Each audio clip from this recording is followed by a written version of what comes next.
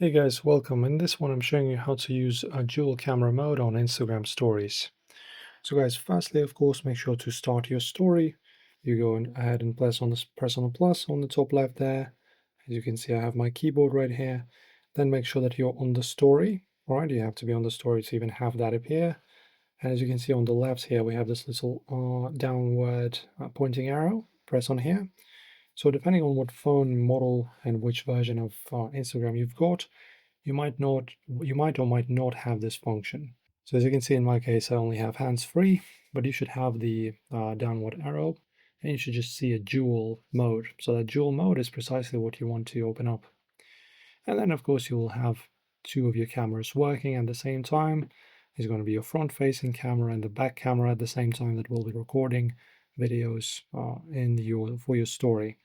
When you're finished recording, just stop recording. Right, for example, I'll just record a bit, then I stop, and then you can just go ahead and send the video wherever you need it.